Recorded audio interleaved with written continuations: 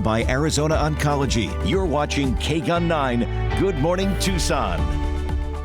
This week with the weather, it's getting much hotter and drier than it has been in previous days. So the fire behavior is going to be ramping up. So there's going to be a lot more smoke, but we're working very hard to keep the fire contained to the forest and away from the homes. We begin this morning with the Bighorn Fire that continues to grow in the Catalina Mountains. The flames continued to move through Pima Canyon overnight. Officials say crews are mainly fighting this fire from the air because of that really rough terrain up there.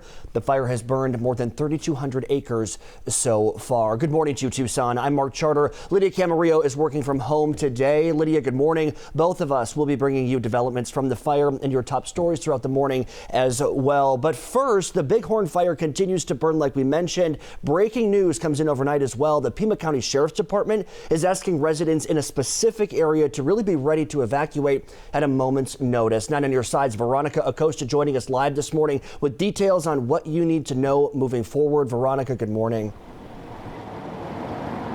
Mark, good morning. And this is a really important message this morning. It's for folks who live north of Ina Road between First Ave and Alvernon Way. Now, just to be very clear, there's no evacuation order in place, so that's very important to remember. But officials say that you should be ready just in case that does have to happen. Now, we have some video of the fire yesterday, even though a lot of it has changed this morning. As of yesterday, the Bighorn Fire burned more than 3,200 acres, still only 10% containment there. There are now 6 hotshot crews working on this fire. There's about almost 400 fire personnel out there. And like officials predicted, those high temperatures we felt yesterday, plus some of that direct sunlight, that didn't help fire crews at all.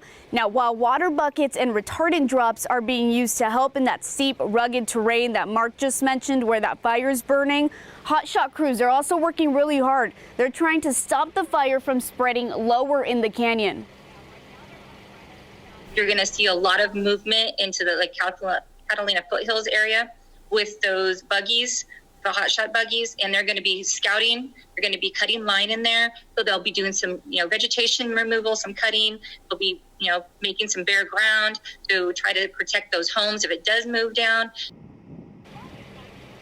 And this morning, PCSD is recommending you sign up for the My Alerts notification system so you can get those emergency notifications straight to your phone. And if we can come back out to our camera out here, you can't see so much of that glow, so much of those flames that we could see earlier this morning when it was a little bit darker. Most of what we see this morning, especially if you live in the foothills area, is going to be a lot of that smoke. And it's really all over the Catalinas at this point. You can see a lot of smoke more in some areas and less in others, but you can definitely see a little bit of those flames as that sun starts coming out. Now, for those of you who want more information on the Bighorn Fire, you want it straight to you, there is a phone number that has been set up that you can give a call to. You can talk to someone in person and they'll give you some information there.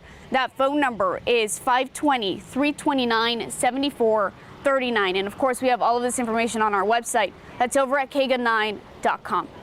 For now, we're near Skyline and Alvernon Way. Veronica Acosta, KGUN 9 on your side. Yeah, good information, Veronica. Thank you. If we take a look at our KGUN 9 sky cam outside right now, you can see that smoke. April Madison joining us with a look at our forecast for today. April, good morning to you. What's going on?